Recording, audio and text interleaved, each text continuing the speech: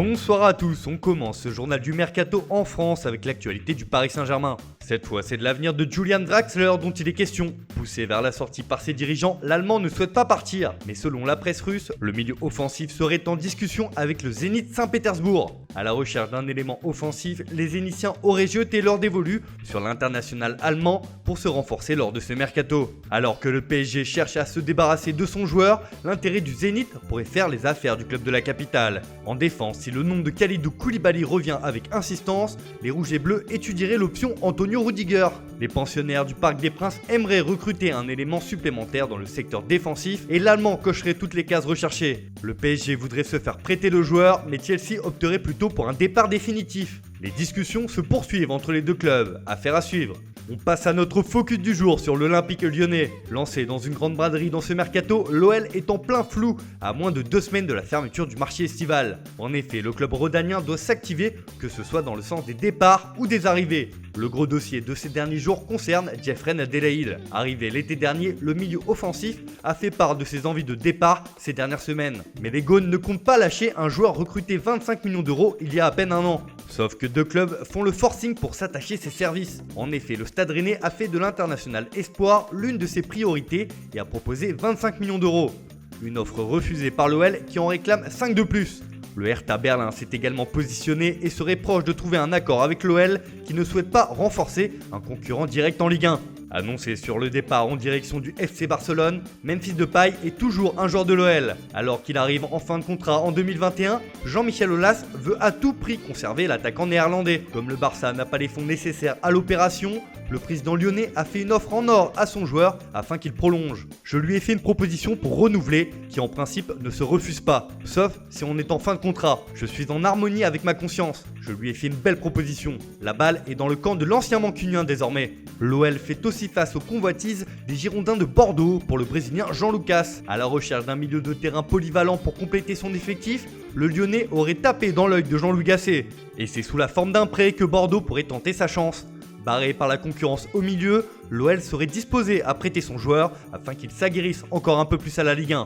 Annoncé sur le départ cet été, Oussem Aouar est toujours là. Plus grosse valeur marchande de l'effectif lyonnais, le milieu de terrain ne voit pas les grosses écuries se bousculer pour le recruter. Arsenal a bien tenté sa chance, mais l'offre des Gunners a été jugée insuffisante par les dirigeants lyonnais. En tout cas, l'international français est dans l'attente et espère que sa situation va se décanter dans les prochains jours. Le milieu est persuadé qu'une grosse écurie va passer à l'action d'ici la fin du mercato. La Juventus et Manchester City restent les pistes les plus sérieuses pour signer le joueur de 22 ans. Réponse d'ici le 5 octobre. Dans le sens des arrivées, l'OL est toujours sur les rangs pour la jeune pépite uruguayenne de Penarol, Facundo Pellistri. Les Gaunes semblaient être sur le point de boucler l'affaire grâce à une offre d'environ 5 millions d'euros, mais l'un des dirigeants du club sud-américain a annoncé avoir fait une contre-proposition au club français. Les enchères continuent dans ce dossier. Si un départ a lieu en attaque avant la fin du mercato, l'OL devra donc recruter dans ce secteur. Et depuis plusieurs semaines, le nom de Lucas Paqueta est régulièrement associé au club rhodanien. En échec à l'AC Milan, le milieu de terrain ne sera pas retenu.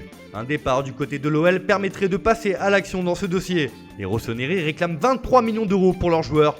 Juninho garde donc toutes les cartes en main. À l'OL, on cherche aussi à se renforcer en défense. Juninho a une idée bien précise du profil qu'il souhaite. Et c'est un joueur bien connu des supporters lyonnais puisqu'il s'agit de Samuel Umtiti. À l'étude depuis plusieurs semaines, le retour de l'international français a été amorcé ces dernières heures par les dirigeants lyonnais. L'OL veut tenter de se faire prêter son ancien joueur en difficulté au FC Barcelone. Reste à trouver un terrain d'entente avec le club catalan qui lui souhaite recruter Memphis Depay. Les deux formations pourraient trouver une formule qui arrange tout le monde. Enfin, c'est une information pour le moins surprenante qui a été dévoilée aujourd'hui. En effet, les dirigeants lyonnais seraient intéressés par Stevan Jovetic. Sous les couleurs de l'AS Monaco, le Monténégrin n'a jamais convaincu et n'a pas été épargné par les blessures. Mais Lyon voudrait tenter sa chance pour le relancer. A voir sous quelle forme car l'attaquant ne dispose plus que d'1 an de contrat sur le rocher. Le mercato de l'OL a de quoi surprendre cette année et ce n'est pas fini. À l'étranger, le feuilleton Jadon Sancho à Manchester United n'est pas terminé. Les Red Devils n'ont pas renoncé à recruter l'international anglais, mais font face à l'intransigeance du Borussia Dortmund dans ce dossier. Peu importe, Manchester ne compte pas lâcher l'affaire et va formuler une offre de la dernière chance. Selon la presse anglaise, les Mancuniens vont proposer 82 millions d'euros plus 16 millions d'euros de bonus au club allemand. De quoi faire réfléchir le Borussia, rien n'est moins sûr. Enfin, c'est officiel, l'Atlético de Madrid a annoncé que Santiago Arias évoluera au Bayer Leverkusen sous la forme d'un prêt pour la saison 2020-2021. Le Colombien va tenter de se relancer en Allemagne après 2 saisons décevantes avec les Colchoneros. Une petite saison et puis s'en va. Arrivé en grande pompe en provenance de l'Atlético, Diego Godin quitte déjà l'Inter. Le défenseur uruguayen s'est engagé en faveur de Cagliari jusqu'en 2023. Le Borussia Dortmund réalise un joli coup sur le marché des transferts des jeunes pépites. En effet, le club allemand a annoncé le recrutement de Jamie Bino Kittens. L'ailier anglais de 16 ans, qui devrait d'abord évoluer avec les U19, a signé un contrat sur le long terme avec les pensionnaires de Bundesliga. Évoqué hier, le Paris Saint-Germain a officialisé le recrutement d'Alexandre Letellier pour une saison.